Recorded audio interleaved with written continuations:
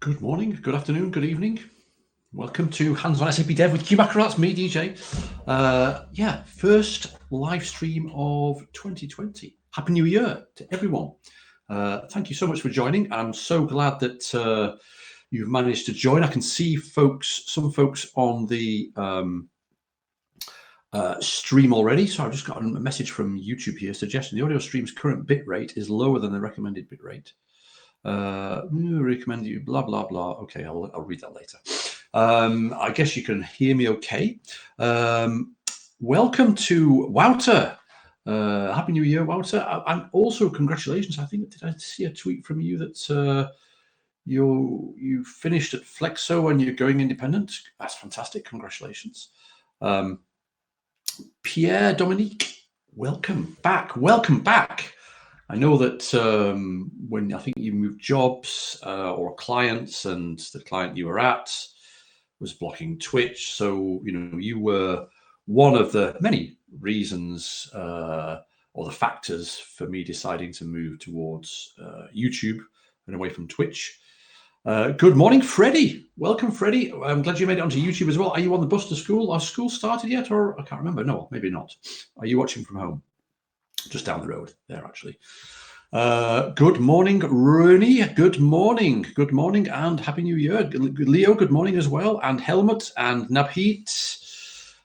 Thank you for letting me know you can hear me clearly. I'm streaming in dark mode.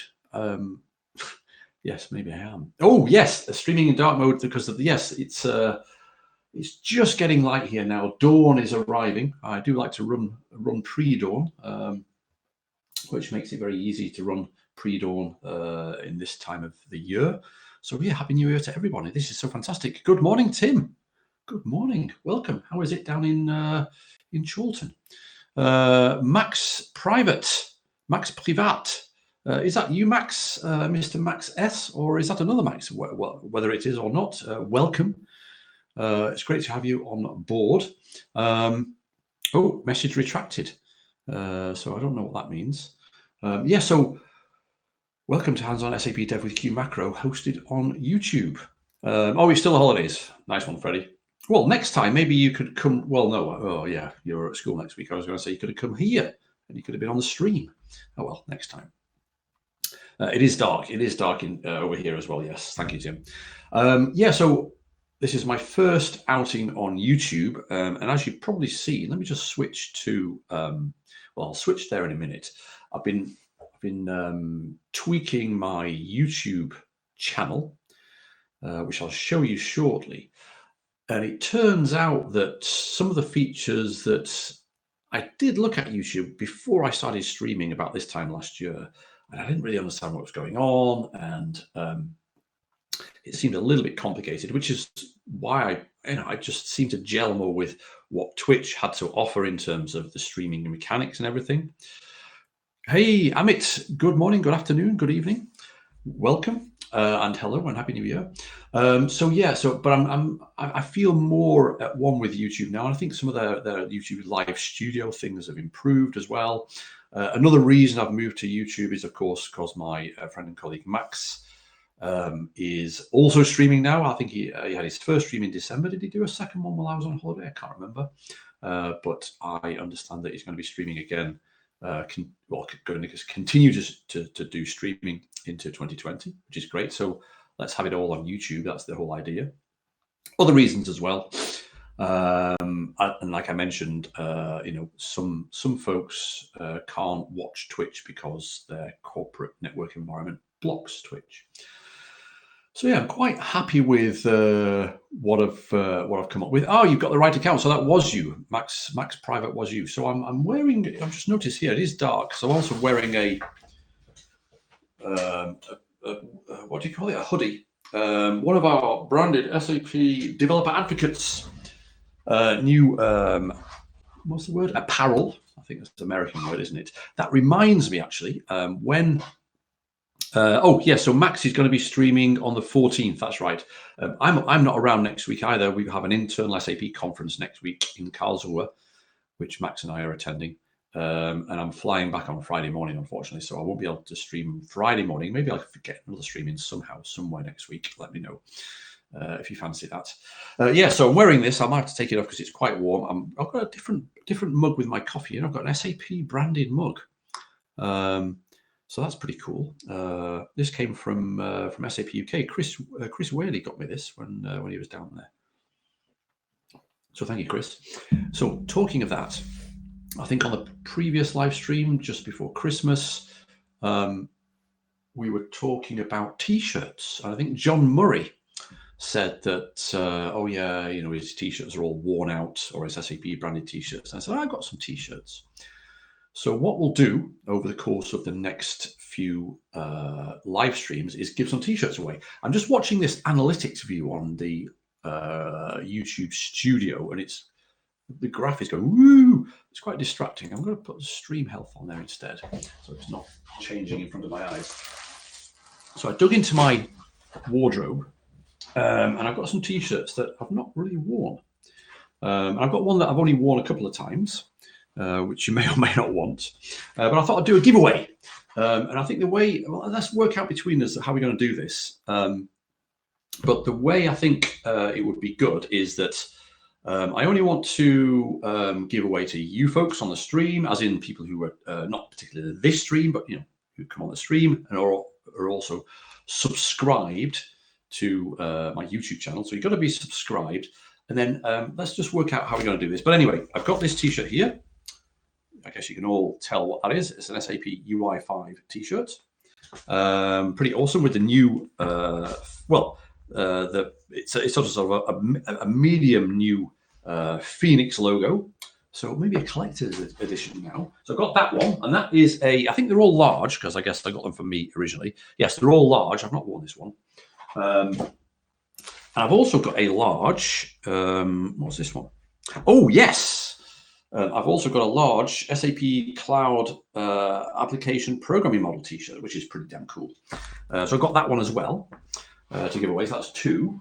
And I've also got, when I was very kindly invited with Max by another friend and colleague of ours, Vitaly Rudnitsky, Sigismundovich on Twitter, to Wroclaw. And I got a couple, actually. I thought I only had one, but I got a couple. So I've got one spare, a Wroclaw SAP Inside Track T-shirt, also large. A collector's edition, exactly, Ronnie. So I've got that one. And also I thought, unless people say, no, that's disgusting, but I've only worn it a couple of times. And, you know, we're all friends here.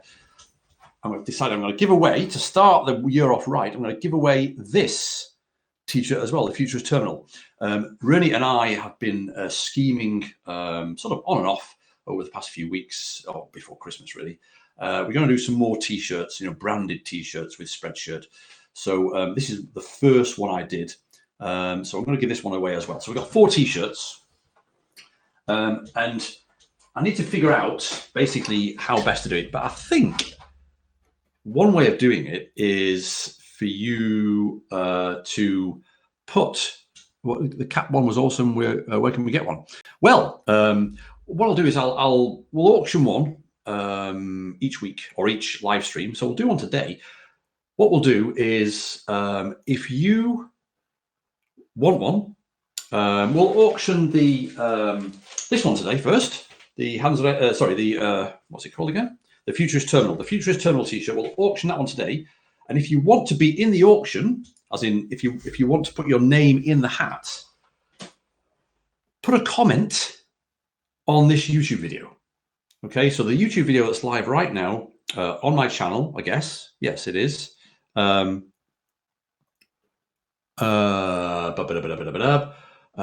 a comment there saying, yes, I'm subscribed, and please add me to the lottery for the T-shirt. This live stream's T-shirt. And then I found a quite a nice simple decider. I just went on and Googled decision wheel, and it's pretty cool. So I'll just switch. Oh, I won't switch it, but I'll show you in a minute when I switch. I also wanted to show you something that Joseph, my son, and I have been working on, and Freddie, I think you've seen this already, over the holiday period, which is a Raspberry Pi based cluster. So I thought I'd just bring that out and unplug it and show you. All the Raspberry Pis. I've got 4 Raspberry Pis here with power over Ethernet hats, So they're all powered via Ethernet. If you want to find out a little bit more about this, we could do some sort of off-piste live streams. I could even sort of take it apart and rebuild it, and we'd do it over a number of live streams there. And what I'm using at the moment is Ansible to configure. Comment. Yes, in a comment. Oh, Max, were you being funny there? I'm not sure, but yes, add a comment to the video thing when it goes like, yeah, I guess that's the thing, right? You can add a comment to the video, or add a reaction, not in the chat here, but in the thing below. I have no idea what I'm doing. So yeah, you know what I'm talking about, right? When you comment on a video. So yeah, if you fancy doing some live streams with this together, putting it together from a hardware perspective, but also using Ansible, and then building a Kubernetes cluster, one master and 3 workers, 1 primary, 3 secondaries, whatever you call them. Let's do that as well. Okay, it's really cool. So what I've got so far, and I can show you what I've got so far in another stream. I've got Ansible running and can control these via Ansible, which is pretty awesome. I learned all this from somebody called Jeff Geerling, who is awesome. Anyway, that's that. So now I don't need the big camera picture anymore. I can switch to my regular sort of screen share thing. So yeah, this is the new YouTube, my new YouTube channel. I've got a new sort of channel graphics here. I've got a welcome video, and what I've put in the sort of the channel layout is an upcoming live stream section. So any upcoming live streams will appear here, and as you probably know, if you look at the upcoming episodes section of the regular sort of Hands on SAP Dev, in fact, I'll put my channel link in first. YouTube.com DJ Adams Q Macro. But I guess if you're watching this, you already know that, right? And that, of course, is the regular blog post with all the information about the past episodes here, for example, and the upcoming episode. And now I've added another row in this upcoming table, which is a link to the actual live stream video ID. So when you schedule a live stream on YouTube, you get an ID for that video, and I don't think that changes once it's been live. And so you can click on that. That will take you straight to the upcoming live stream there, and you can set a reminder. Okay. Don't forget to subscribe as well. There's normally for you there'll be a subscribe button there. Please subscribe. Also check out these featured channels. I've added a few featured channels here. Of course, there's Max. There's the awesome Mr. Thomas Young. There's everybody's awesome, right? I'm not going to say awesome all the time. There's Jeff Fritz, also known as C# Fritz, an awesome live streamer. A friend of mine from live streaming as well, Stu Bonham, who goes by the name of Codebase Alpha, doing some awesome Z80 emulation. Fun Function. If you don't know that already, definitely have a look at that. That's MPJ. I think Helmut's on the stream today. Helmut, I'm sure you know about that, don't you? And of course, there's SAP Developers, which is still going to be the home of the recordings eventually. Once each live stream finishes. As you know, on the SAP Developers YouTube channel, I'll paste that in there. There's a number of playlists, one of which is this one here, Hands on SAP Dev with Q Macro. So you can look at that playlist. Good morning, John Murray. We were just talking about you, actually. I've just been through. I've got 4 T-shirts to give away. I'm going to give one away first of all after this live stream. Basically, if you want to be in the lottery, they're all large, by the way, but it's like a reasonable large. It's not mega. Put a comment in the comments below this video, not in this chat. I'm going to call this chat. I'm going to call it comments. I have no idea.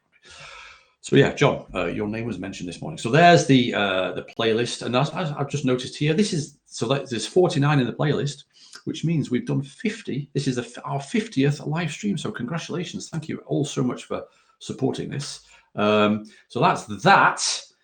Yes. And if we have a quick look, just to bring us in now to what we're going to be talking about today. What time is it? Yeah, 8:15. That's very good. Just have a quick look at what we're going to be doing today. We're going to continue with where we left off effectively just before Christmas, which is to continue digging into the SAP Business Rules service on SAP Cloud Platform, specifically, of course, the Cloud Foundry edition, the Cloud Foundry environment. And here's the link to the annotations blog post that I published yesterday. Yeah, it was yesterday, wasn't it? Yeah, no idea what's going on with the days. And in that episode 48, what we did, I'm not going to scroll all the way through, but what we did was we had a look in the Web IDE, first of all, at building the business rules editor, the thing that you sort of get for free in Neo, but you have to sort of deploy yourself in Cloud Foundry. But it also, doing that taught us a lot of things about how multi-target applications are put together. The fact that, for example, you can have a multi-target application with no code. Of course, it just points to a managed service and an application that exists somewhere else. The same sort of thing as how things are subscribed to in the old Neo environment. We used, first of all, the deprecated build tool, the Java-based build tool, to build that project, and then we deployed it to Cloud Platform, Cloud Foundry, to my dev space in my trial account. And then we did the same from the command line to understand exactly what's going on. So we used the Java runtime environment, and we used the jar file that we downloaded from tools.handsondemand.com. What else did we do? I know this. I don't remember this because I wrote this annotation blog post yesterday. Then we installed. Then we installed the new build tool, the MBT, which is a Node-based, Node.js npm-based build tool, and we downloaded the project again, and from there, in fact, there we go, and expanded it, unpacked it locally on the command line, and built it again using the new build tool, the not deprecated one. And had a look at the output, and then did that same thing, or used the new build tool in Web IDE to see, yes, it's the same thing, and then deployed it again, and blah, blah, blah. Okay, so that's where we were. That's where we left off. So I think we ended up with a pretty good understanding of how we got to the Business Rules Editor app. And so maybe we'll appreciate using it more because we've had to do a little bit of work to get it running. And also, of course, we use the CF, the Cloud Foundry command line tool to look at the services and the apps and the state that they were in, status or state. And we built a little cockpit, didn't we, with tmux and panes, which is awesome. So there we go. So that's where we left off. What I want to do with you today is start using the Business Rules Editor to create this flight discount business rules project, which you've seen before very briefly on a previous episode. And we'll just go through and just familiarize ourselves with the different things that you have in a business rules project, the different sort of artifacts and how they relate. Okay, I haven't got anything written down, so I'm going to try and build it from memory, and we'll sort of stumble our way through. So that's that. By the way, is the chat appearing in the live stream video? I think it is. I think I've configured it correctly. I'm just going to say hello and see if it appears in a minute. Can somebody else put something in the chat, the YouTube chat, and make sure it appears on the actual video above my head, just up there, to see? Seems like there's at least a bit of a delay. And if it doesn't appear, please also. Oh, I can see. I think I can see something. I got a tiny little thumbnail preview in the thing. Anyway, also, if anybody would like, I know that Emmanuel, was it Emmanuel? I can't remember who it was that requested a sort of behind the scenes. Thanks, Pierre. Behind the scenes. So if you wanted to do a behind the scenes streaming episode to see how I manage this, then also let me know. Thanks, John. Thanks, Czech. And thanks, Navit, and thanks, Freddie. Hello. Yes, thanks for the test, Freddie. So there we go. Now, let us go to, we don't need that, and we don't need that. Yeah, let's go to my cloud platform cockpit. I'm going to take this jumper off now because this hoodie off, because it's very warm. It's very good. And reveal the t-shirt I'm wearing today, which is actually a non-tech t-shirt. This is a Beer Nouveau t-shirt. Awesome brewery in Manchester. Also home of the Michela Running Club Manchester chapter. So we go, there's Beer Nouveau. Ollie, good morning, Ollie, welcome. Everybody say hi to Ollie, an old friend of ours, awesome person. Like you all are awesome as well. Welcome, Ollie, that's brilliant. So let's go into my trial account and have a look at the applications running. And I think I set this up or reset this up earlier this week to be in the same state it was at the end of the previous live stream. And as you can see, in my Cloud Foundry space, and I've already got one space, I've got stuff in there. And I've got this application, Business Rules Editor App Router, which is a thing we built and deployed. Let's have a quick look at the service instances, and we'll see that the three services that that app depends upon are there as well. So there is the actual Business Rules service, an instance of it itself. There's an instance of the user authorization and authentication service that it's referring to. And also, there is effectively an instance of this HTML5 apps repo service, which is supplying effectively the actual app artifacts, the UI5 artifacts that go to make up the Business Rules Editor app. So there we go. So let's go and run the application. Let's go into the application itself and choose the one route that we have, which should take us, hopefully. Yes, I've had this before. We had this before, didn't we?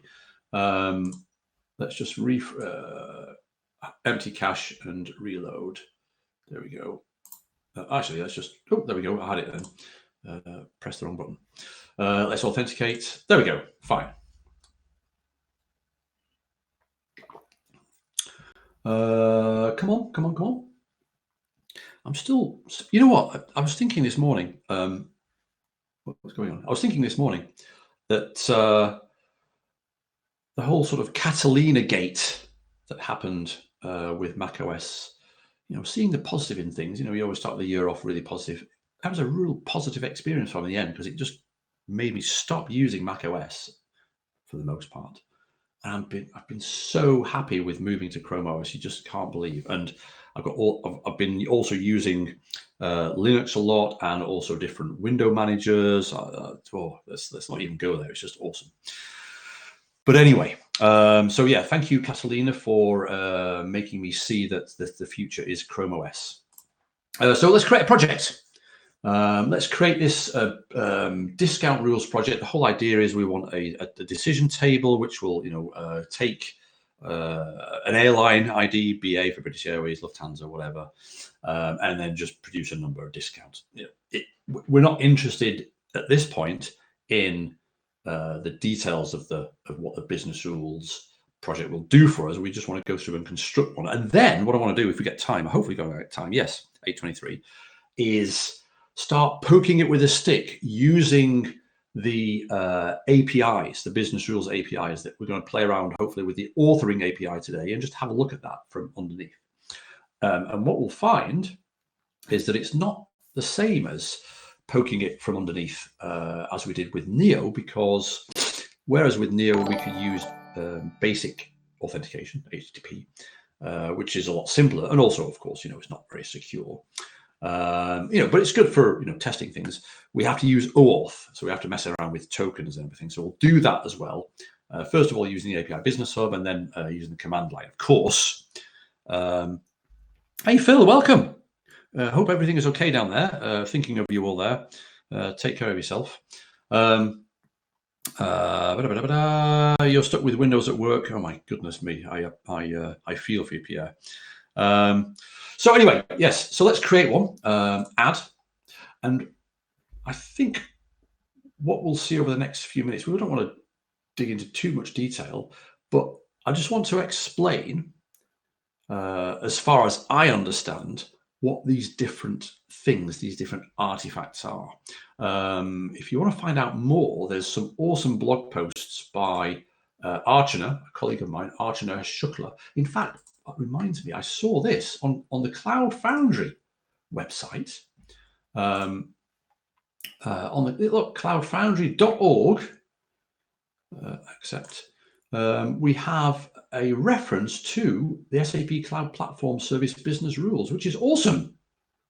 Or it would be if the link that was supplied didn't give you a 404, which is a little bit unfortunate. So I'm going to send some, I only found that out this morning. I'm going to send some feedback to the folks that maintain that. I thought that was almost, a partial success, let's say. But I thought it was very interesting to see that the business rules service is referenced in Cloud Foundry. So let's call it discount, flight airline discounts. Let's add that for the description as well. I'm just going to do the bare minimum. Now, so this is the detail of the project. And you'll also see, if you're not familiar with the business rules service and the concept of our business rules project, you'll maybe not be aware that there's a big concept of things being in an active state or an inactive state. So you can change things around while they're inactive and then only make them active when you're ready. Okay, and you've got to activate all the different things. You can do that manually in the business rule editor, or you can use an API call for that. And it's only when things are all active and all fitting together that you can then deploy that business rules project to the business rules runtime. Okay, but we'll see that manually here in the business rules editor. Oh, Ronnie said something. What's that? Pierre, I just switched to Windows at work since trying to get work done on the enterprise Mac was like torture. Total locked art. Yeah, I mean, regardless of the OS, if your machine is locked down, I mean, we're in the 21st century, 20 years into the 21st century. IT departments are still locking down developers' machines. It's crazy. Anyway. So we're going to go through the process here. So we've got our basic details. We're going to save that, and now we're going to. We'll just move along this sort of this tab strip here and go into data objects. Okay, and a data object is effectively, or the way I've been using them is effectively a way to handle information that flows into and back out of a business rule or call to a business rule service. And what I did for the the airline discounts business rules project is create a couple of data objects in the form of structures of type structure. And they each have one field. And then the whole idea is that a given structure can be used as either an input to a call to a business rule, or as an output, or they call it here, I think, a return out of the business rules, or the answer. Okay, so let's create a data object, and we'll just there's some description that is helpful, but I think it's even more helpful when you actually start seeing it. So if we call this flight info, I think that's what we called it. Flight info. Again, flight info. I'm just going to call it the same thing for now. And as you can see, this is of type structure. What are the types of things? You can have a table. You can pass a whole table of stuff. You can pass an individual element. But I'm going to go for a structure because that's what I had before, and I don't want to change things unnecessarily. So now we've got that, but we've only defined the sort of the header part, this structure's name.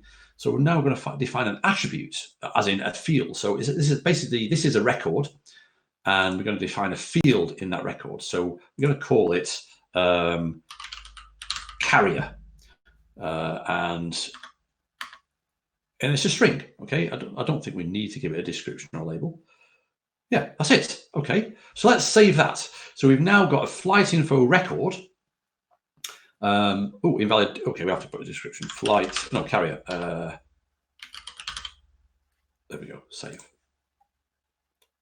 Object is saved. Notice they're all being saved inactively, which is fine. So this can eventually be used as the input structure for when we call the rule. Now we'll go back here to the airline. This is like a bit of a sort of, what's it call it? A breadcrumb thing, and we'll create another data object called we're going to call it discount info. Yeah, there we go. Discount info. It's also a structure, and it's got a one attribute, and the attribute is going to be discount percent, and it's going to be a number. Okay, there we go. Let's keep this as simple as possible.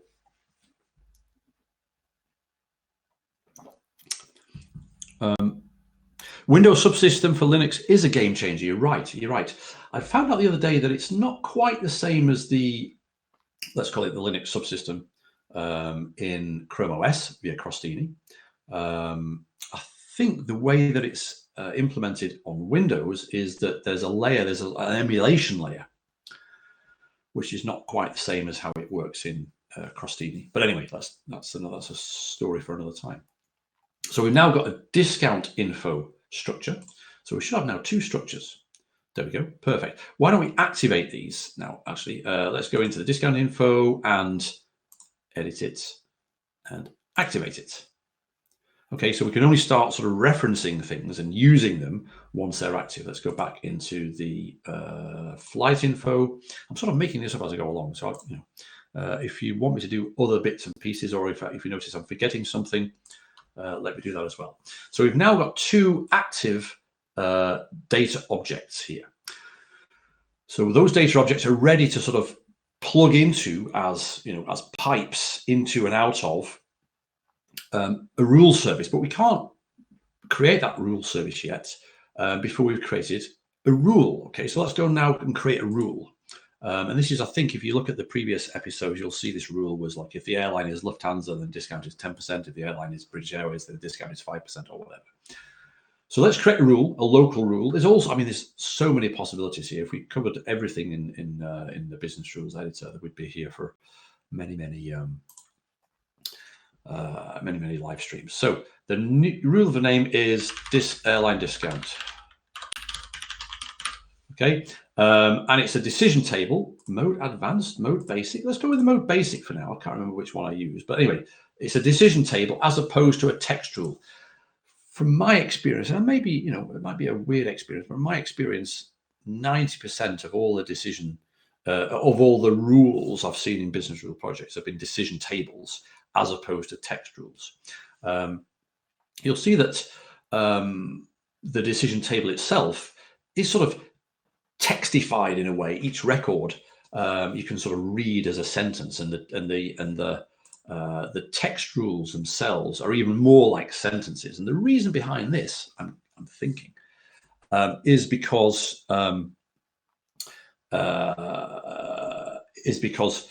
the whole point of business rules is to put the decision-based data, the configuration data that's used to make decisions in business logic, put that back in the hands of users, so that the users can maintain the data that they own, right? And if we want to make that as easy for them as possible. So that's the whole idea behind, having sort of textified, and that's just the word I just made up, textified rules here. So let's create a new rule. There we go. And this is going to be airline discount and airline discount. Now, we also have to specify somehow what result is there. So let's just go through here and look at the decision table. Start building the table in settings. Has anybody played around with the business rules before? Let me know if you have in the comments, because I'd be interested to hear from you your experience. It's quite an impressive, in a way. It's quite business rule projects. Are quite complex things. For a simple example like this, you think, well, there's a lot of stuff to do here, but it also provides a lot of flexibility. There's a balance between complexity and flexibility. I'd be interested to find out what you think. We'll go for a first match, as in you're reading through the entries in the table, and if once you've hit a match, then that's it. That's the decision. Enter a valid expression if condition expressions. Oh goodness me! Oh, there we go. If the carrier of the flight info is equal to then something, then we want. Okay, so let's just try that.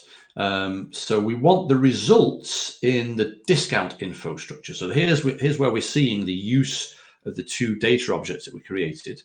Result attribute, yeah, that's fine. Apply. Let's see what's going to happen there. Okay, so we've got this condition expression, carrier of the flight info. This is what I'm talking about from a text-based perspective. So at least this decision table here is embeddable. This decision table is actually a control, a UI5 control. It's a complex control, and I did a whole talk on it at UI5Con in 2018. Was it 2018? And it's quite involved, but it allows you then to embed this sort of decision table editing rather than give to the end user this whole administration editor so that they can maintain the rules. If the carrier of the flight info is equal to Lufthansa, for example,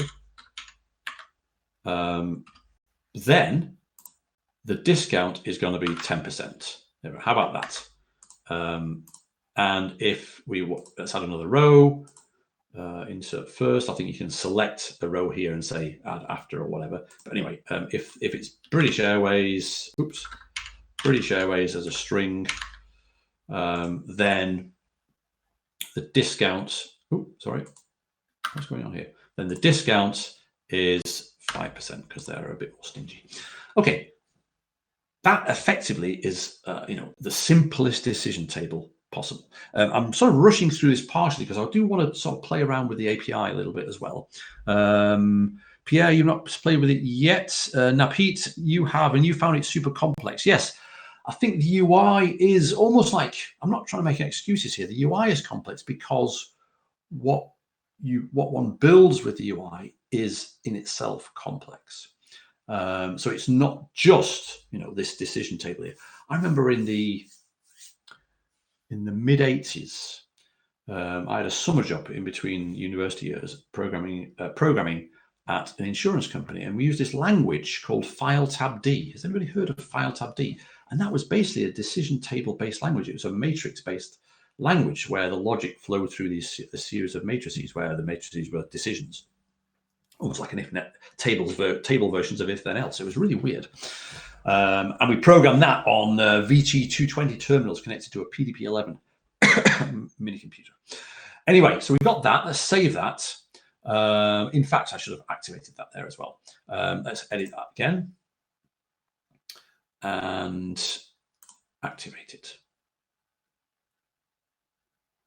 So, Leo, you've used the BPM mechanism in NetWeaver, yes, and it does look similar. Yeah, I think the concepts are going to be the same or similar throughout, right?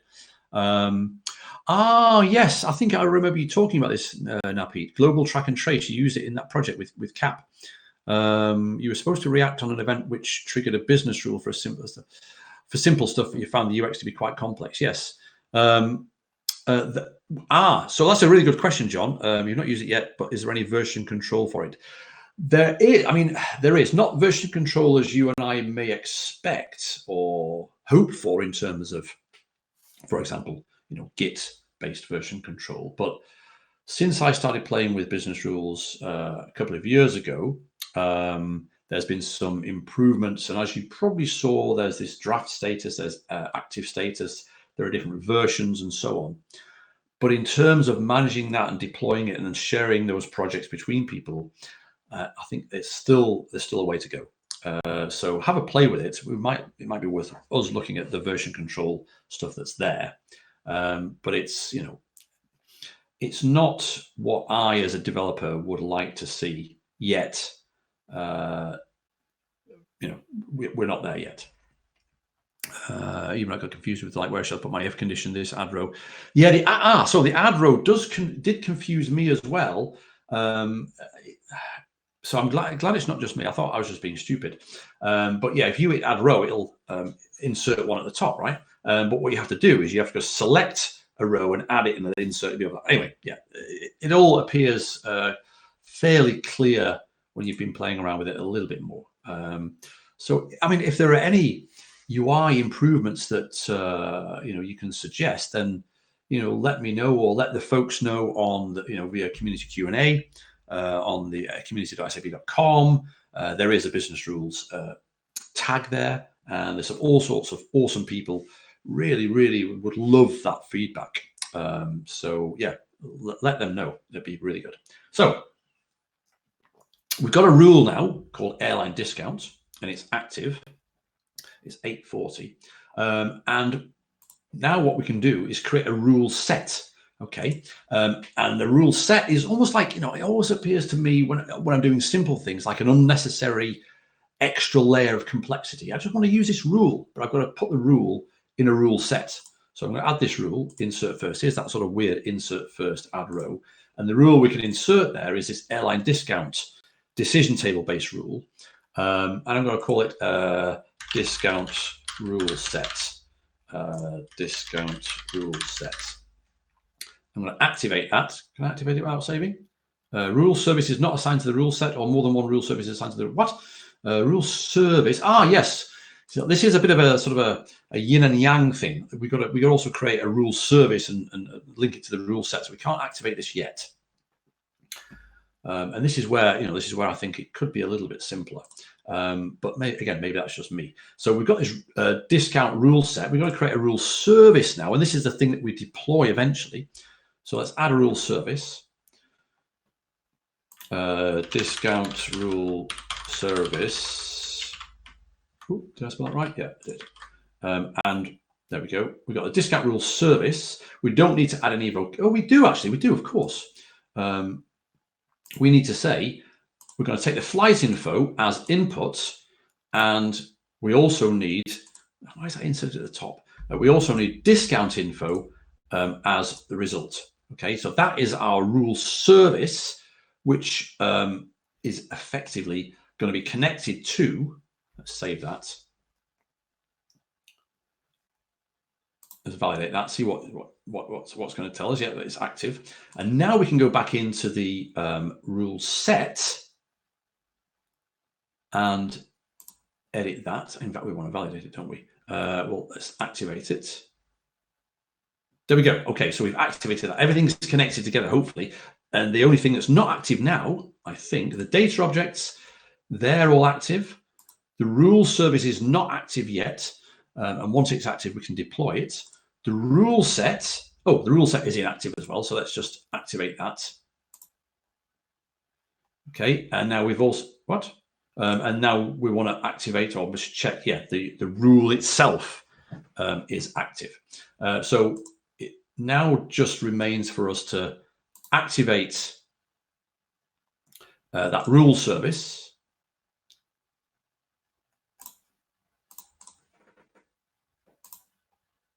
Where is it? Rule service is inactive. What's going on?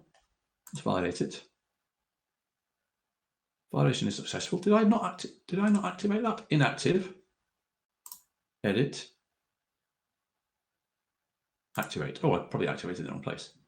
The rule service is activated successfully. So now, there we go. So now everything's active, and we can now deploy it. Okay, we can deploy this rule service to the business rules runtime, but we won't do that yet.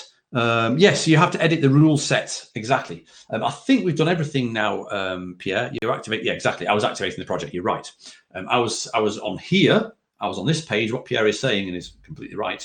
I was on here. I was getting too excited, and I was hitting activate here, and I was trying to activate the project rather than the actual rule service. So of course I went into the rule service and activated that. So that's good. Now, what I think I'm not going to do, given the time, is we can deploy this anyway, but let's just not deploy it yet, and instead start to look to see if we can see this airline discounts project from underneath via the API. Okay, because of course we want to understand what's going on. I mean, this is sort of the UI, and it's complex, but we've gone through it once, and we know at least the sort of thing that we're dealing with here. And once we get to call it later on in a future Hands on SAP Dev episode, we know what we're doing, and we've all got the shared experience. So now, what I think I would like to do is, in fact, I don't want to do that yet. I want to go into the API Business Hub. Yes, you know what, Pierre? It's really interesting. So Pierre's saying that Fiori UX UI can be confusing. Yes, I mean you can define, you can build anything simply or anything in a complex way, even if you've got a beautiful set of tools in the form of the Fiori components in UI5. You can still make it complex. And I think here we've got some improvements possibly to make. But there is like I said before, there is a balance between what is it we're trying to build, how complex is that, and how much of that complexity can you mask with the UI. I wouldn't like to attempt that myself. Yeah, interesting question. The Red Dot Design Award was that John for Fiori itself as a concept? With the most beautiful of hand tools, you can create some awful stuff, right? Anyway, I'm getting distracted. I'm going to log on to the API Business Hub, and what I want to do is explore the APIs very briefly. We've seen the APIs for Business Rules Service on Cloud Foundry and on Neo before, but let's just remind ourselves.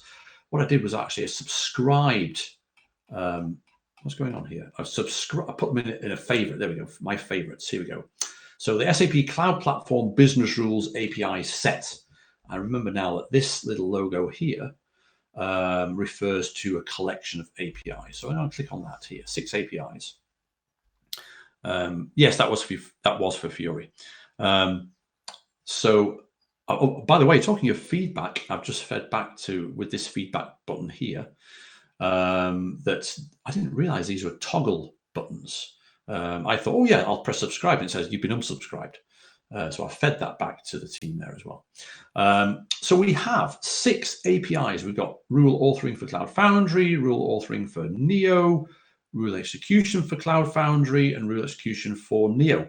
And as we remember from a previous hands-on SAP Dev live stream, we got version 1 of the rule execution API, and we got version 2 of the rule execution API, both for Neo and for Cloud Foundry. Okay, so that's why there's 6, not 4. Because don't forget, with business rules, as with other things as well, but with business rules, in this case, we have a repository API, a design time API, basically, an authoring API, all same meaning really.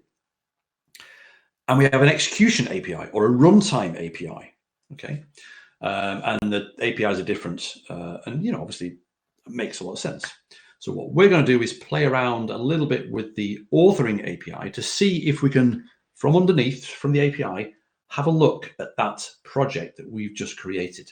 Because of course you might want to have different authoring tools. You might want to build, well, you probably don't, but you might want to build your own version control system or attach some existing version control system to this API to push and pull data from from the design time mechanism of business rules. I'm sort of thinking of John's question there. I don't know, but anyway, let's have a look at the rule authoring API for Cloud Foundry, because that's what we want to play with. And coffee, I've had enough coffee, I'm going to have some water. And we have a number of different things here. And as you can see, the different, why is that sort of spinning still? Let's just refresh that. The different topics or the different areas within this rule authoring API, I'm still no idea why it's spinning. Down here, so you can export or import a project. You can look at projects. You can then dig down to the individual artifacts that we've just played with, right? So the data objects, the rules, the rule services, the rule sets. You can also use this activation API endpoint to activate a project, right? With all the different entities. Well, they call them entities here rather than artifacts, but anyway. But what we want to play around with very simply is the projects. What is this spinner doing? Anyway, it doesn't really matter. Let's ignore that spinner. And we've got all sorts of different things here. This is the standard sort of Swagger style API layout, which is sort of quite nice. What I want to get to eventually is the calling these APIs from the command line. But first, we're going to call this API from the very comfortable business of itself. Let's have a look at the simplest one, which is get projects. Of course, these APIs are versioned. So theoretically, if we just say, give me the projects, we should get at least something relating to the project that we just created. In order to call this API, of course, we've got to have an API environment set up or configured. And as you can see, I've got configure environments. Where are we? That's there we go. What? You cannot create an environment, right? Because you already configured all available starting URLs. Okay, right, fine, yes. This spinner is really annoying me. I'm going to cancel, refresh that one more time. Or even in a new tab. Could it be that? No. Oh, yes, it's gone. Perfect. Right. That was really distracting, wasn't it? So where were we? In the projects, we want to get /v1/projects. Now, in order to do this, we've got to configure an environment. There's no sandbox. There's no sort of play endpoint that we can play with. And we want to get our own project anyway, right? So I've already configured an environment and I've called it EU10. But let's look at that configuration to see where this stuff has come from. Okay, so we've got all this stuff here. I'm going to go through this in a minute. So we have this starting URL, okay, which will consist of the repository URL, the design time URL, appended with a path which is basically rule service /REST. Okay, this is the name I gave it, and of course this is because it reminds me this is in Frankfurt EU10.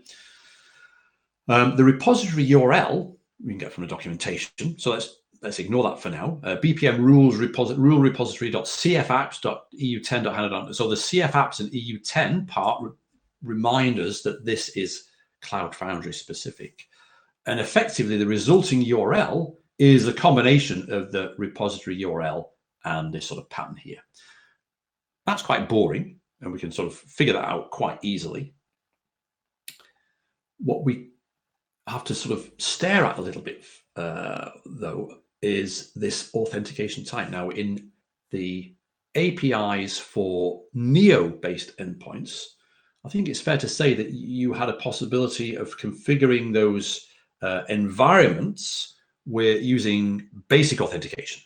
Okay, put in a user, put in a password, and HTTP basic authentication would be used. Oh, sorry, I'm missing out the chat here. This is very exciting. Yes, activating a project should probably activate linked objects. Yes, you're right, Pierre.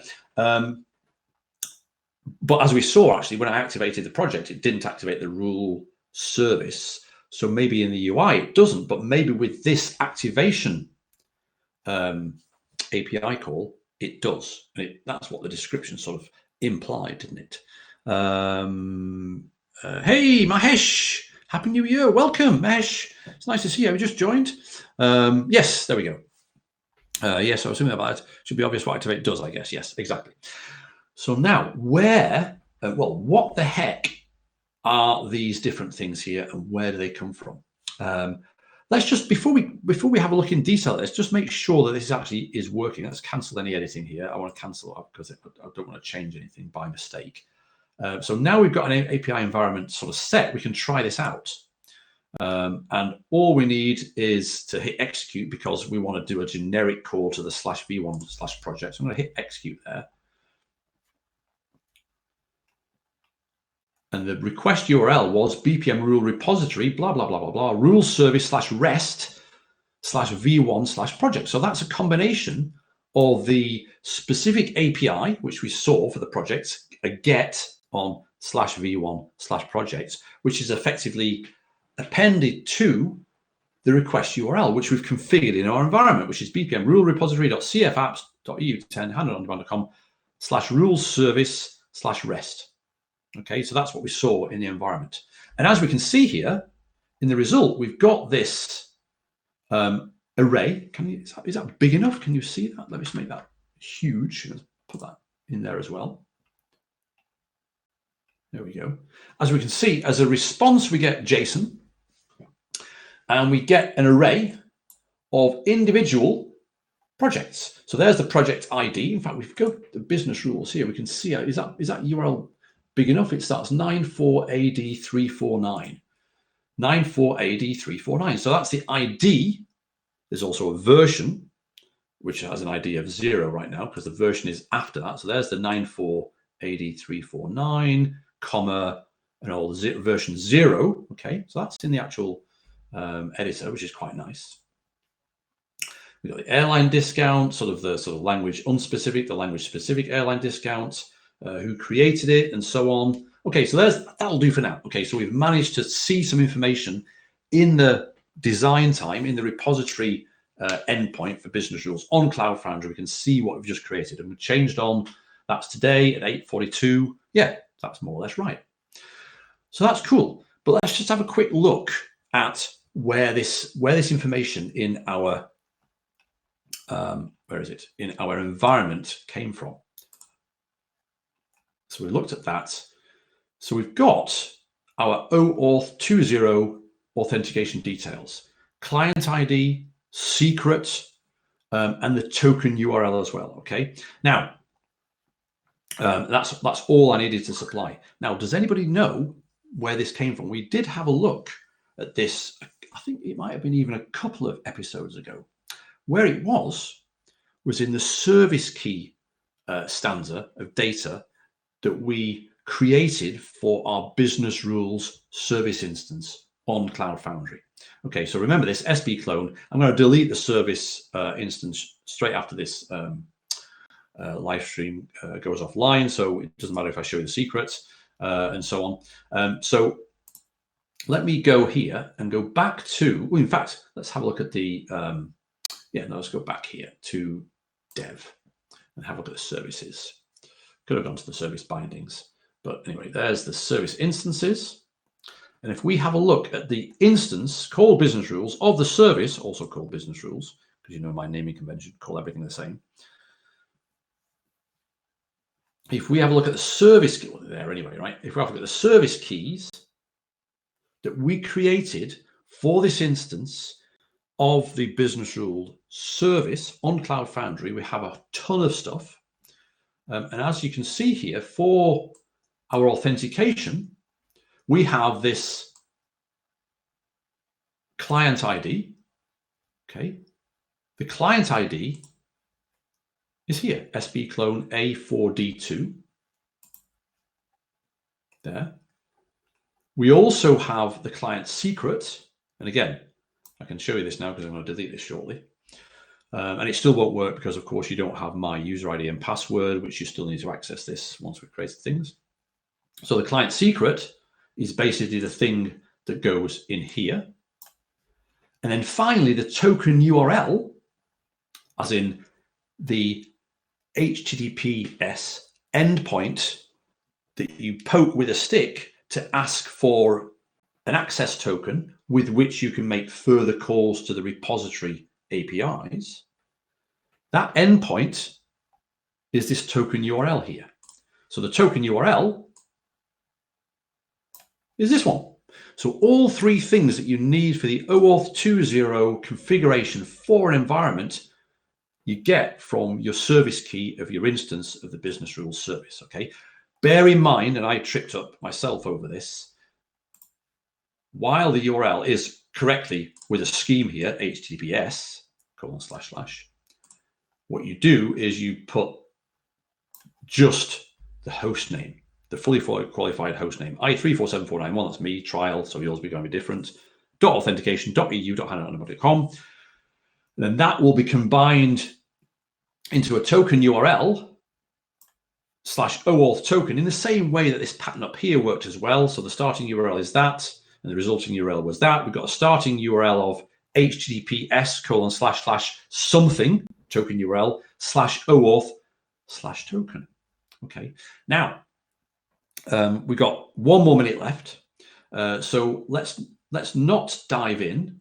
Oh, actually, maybe we will. Maybe we'll just show one more thing, because let's do that. Let's show one more thing to prove that, or to show what we're going to do next time.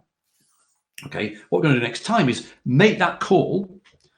But in order to make that call, and what we'll see is what we'll understand is that what's happening in the background with the API hub is that it's using that environment information, using that configured information for OAuth to go and request an access token. And then it uses that access token to actually make the call to V1 projects. So I've got curl here. In order to request an access token, let's just try that really, really quickly. Okay, I've got here, in fact, head -2. I know that the third line shows the password. So basically, I'm using netrc, which is a way of using curl and other mechanisms that sort of comply with the netrc approach. So I don't have to supply a username and a password for a given machine. I think we've covered this before in a previous live stream. The third line in this file is the password for that, which is the client ID, right? So it doesn't really matter. In fact, if I say cat, there it is, there, password. That's the password we've already seen. That's all that's in that file right now. So I can say curl -n, and that will use netrc, and it'll look in that file when I use curl on a URL that has this as the machine name. This is the host name. And what we have to do, and this is also documented in a really nice, well, it's in a comment by Archana. What you need to do to request an access token is in a comment to this post here. Let me just post this thing here. There we go. And it's a very long post. Here we go. Right. Get the access token first. So we need to hit that endpoint, which is this I347491 trial.authentication blah blah blah /auth token. We use basic authentication to authenticate with that endpoint using the client ID and the client secret. And then in the body, we send a URL encoded form of 4 different parameters. The grant type, what we're asking for, what we're asking for in the response is a token. We want a password grant type, and then we supply our Cloud Foundry username and password, right? So I've got here post. So we're going to use the post method, and we're going to say content type application x, what is it called? X do form UL encoded. And then we can supply, I've got my password. I don't want to show you my password. I've got my password in a variable, all prepared for this. What we want to do is pass some data, which is going to be grant type equals password and response type equals token and username equals d.adams@sap.com and password equals $password, which is an environmental variable that contains my password. And then we're going to hit that endpoint. So where's that endpoint? Where is it? Oh, there it is. Anyway, we'll get it from there, right? That's the endpoint we want. I think that's all we need. Sending post, that header, we're sending that data in there. Let's see. Oh, we want verbose as well. That's right.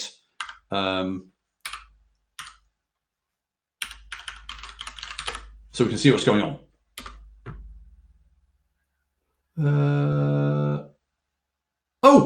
No, what I found, sorry, what I forgot was, of course, we need to add the OAuth token path for that. There we go.